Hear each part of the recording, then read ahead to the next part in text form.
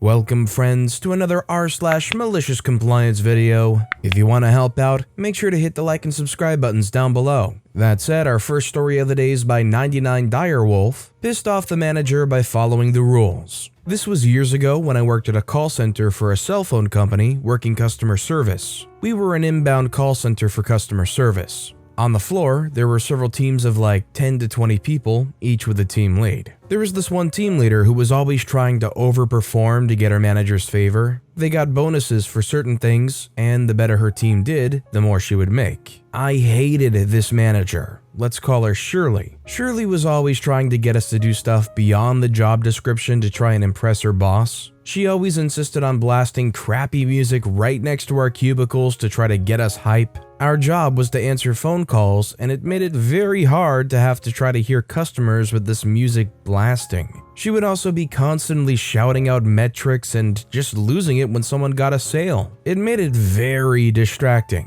My job was just a simple customer service rep answering phones. Shirley was kind of like the main boss's pet. She could get away with doing things different because she always whipped her team into overperforming and was very strict on the team to perform. She's the type of boss who would be staring over your shoulder, breathing down your neck, watching everything you're doing and criticizing every move. This was very patronizing to me as I was a top performer. I didn't need to be babysat and corralled around. I knew how to do the job. I was put on her team at one point. She was driving us hard, making us do crazy things to try to get sales or improve various metrics, micromanaging the living crap out of us. I put up with most of it because I needed that job at the time, but one day she pushed me too hard. We were general customer service, so we handled billing issues, new service, account maintenance, etc. If you ever worked in a call center, you know there's a bunch of departments. We didn't handle cancellations because this was the department retention's job. If a customer ever threatened to cancel, switch providers, or started mentioning other providers' deals, we were to transfer them immediately to retention. Retention was specially trained to try to curb cancellations. They were a higher level department than customer service and had special deals, discounts, and promotions to try to work with upset customers looking to cancel to keep them. As customer service, one of our metrics is transfers. Keeps tabs on how many times each employee sent a transfer to another department. Getting too many of these looked bad, but sometimes was unavoidable. We're trained to own the call to try to prevent transfers and resolve the customer's issue on your call, but certain situations are beyond the scope of my job. I simply don't have the tools to effectively do some things, such as retain customers and curb churn. Shirley wasn't having this though. I guess the team's transfers were high or something, but one call, she was plugged into my headset listening as I work. Customer calls in super irate, pissed about his billing. I'm trying to work the call and review his account and discuss options, but nothing we can offer is satisfactory. He's threatening to go to another provider, which will get him a way better deal and pay off his cancellation fees. At this point, per our manual from the cell phone company itself, I was to immediately transfer this customer to retention in order to try and save his business. They had better deals than I was able to give, and it explicitly states in our manual/rulebook to transfer them as soon as they mention cancellation. Well, where I worked at, we didn't work directly for the cell phone company itself. We were a third-party company who was contracted to do the work for the cell phone company as our client. As such, part of the contract the cell phone company provides us is an online manual on how to handle situations and what we're supposed to be doing. If we're found to be not in compliance with how the client wants us to handle situations, it could be terms for cancellation of the contract. This was a very big deal, because if the site lost the client's contract, it means everyone working that call center would be out of a job. So this customer is cussing and yelling at me about canceling his service. Shirley mutes my phone and is telling me not to transfer this caller. She wants me to go above and beyond and do another department's job that I wasn't trained in and didn't have access to their deals and resources. Shirley used to work in retention and was saying she could show me how to handle this and save the customer and not get a transfer. I don't make enough to be doing two departments' roles in ones. Screw this. Plus, this customer was cussing me out. I'm done trying. I unmute the call and tell the customer I'm transferring him and transfer him to retention. Shirley loses it, freaks out, storms off into her manager's office, determined to write me up for non-compliance. A few hours later, I get the notice that she's written me up, and I get the email to confirm my write-up for refusing to listen to her. Screw this. I did exactly as our rulebook states. I don't sign it. She threatens me by saying we'll be having a meeting with HR by the end of the day because I didn't sign it. Whatever.jpg. We get into HR, and they're pulling up the write-up and we're talking about it. Shirley's in the meeting with us thinking I'm about to get fired. I always stood up for my rights and would challenge a lot of her questionable tactics she used as a team lead. She was excited it was the day she was going to get rid of me, so she thought. Well, HR's reviewing the situation. HR lady says, well, in most instances, we review the write-up and compare it to what policy is. Shirley says he was disobedient and needs to be punished. He directly disobeyed my directions and transferred a call when I told him not to. I say, per our rulebook provided by the client themselves, it specifically states to immediately transfer the caller in this situation. You can find the policy on XYZ page. HR lady says, the client specifically stated to transfer, and this is per policy since he followed policy to a T.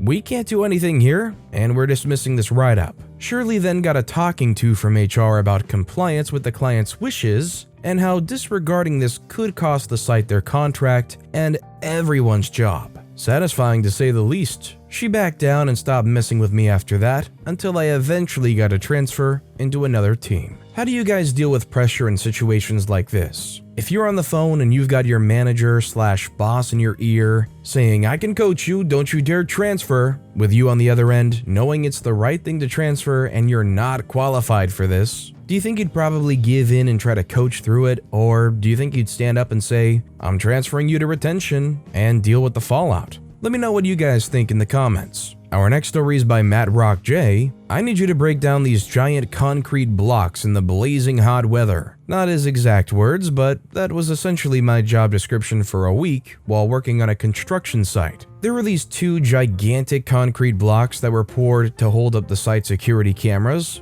And holy freak was that a bad idea. They could have put stakes in the ground, used sandbags, or just used a really wide frame. But no, giant concrete blocks was the plan. And now that job was nearly done, and I was on the bottom of the pyramid as this job. I was the one who needed to destroy them. Now, I did everything I could to make this easier, like try and find an effective method, break off big pieces at a time, or try to talk to my boss into using expanding grout. You know, the stuff that's meant for breaking concrete. He was having none of it, and just told me to pull up my bootstraps and do it. Here's the thing, there were 3 reasons in particular why I wanted to make it easier, each alone enough to justify a different method. 1, it was going to be 30+ degrees Celsius for the next week, 90+ Fahrenheit. That might not sound bad, but for a northerner who's used to cold weather, this was like working in the Sahara. 2, the blocks were reinforced with microfibers. This means they don't fall apart in chunks. Cracks may form, but the fibers will hold it together, meaning I'd need to chip it away only little bits at a time, meaning more effort and more time. 3, the chipper I had was tiny, like this thing was meant for tile or bricks, not giant blocks of concrete. This also meant it didn't have effective shock absorbers, so pretty much all the force would be going directly into my arms and particularly my wrists. Now, I'm not a burly guy like a lot of the other guys on the site, so while this would have been bad for any of the other guys, it was doubly so for me. Now, I'm pretty fed up with my boss as it is. He's aggressive, lazy, and has little to no regard for my well-being. But unfortunately for him, neither did I. I'm better now, don't worry. And this gave me the push to teach him a little lesson. All I did was simply do the job as he asked. I used the tiny, crappy chipper to break down those giant blocks in the blazing heat. Thing is, I never actually finished. The first day, I got through about half of the first block and came home with my hands and wrists numb. The second day, I came in with my hands and wrists aching like crazy. I know how to survive and drink as much water as I could, but apparently it wasn't enough, because while working on the first block, I fainted. Luckily, someone noticed and called an ambulance. I was only out for maybe 10 to 20 seconds, but when I got up, one of the trade workers was already on the phone with 911. When they got there, I was treated for severe dehydration and severe tendinitis, as I couldn't move either of my wrists without great pain. I won't give the details of going to the ER, but there was another interesting detail. My boss wasn't on site that day, thinking he didn't need to do anything that day and just hung out at home. Thing is though, because an ambulance was called, it was one of his primary duties to respond to it, but he wasn't there. This put him in some really hot water with his boss. I don't have all the details about what happened, but I was off the job site for 2 weeks while my wrists recovered, and when I returned, there was a new site manager who just wanted me to clean the site, not break the blocks, which were still there. I'm pretty sure that old site manager was fired, but I actually don't know since I finished working there 5 days later. I'm just sitting here hoping OP's wrists are okay because that was a lot of wear and tear and grind in a short amount of time to put on those wrists. I'm hoping they were able to heal up and return to relatively normal function after that. And our final story of the day is by Bailey the Nerd. Clean up your mess. Alright, but I'm not cleaning up yours. This is from a few years ago, back when I was in the wonderful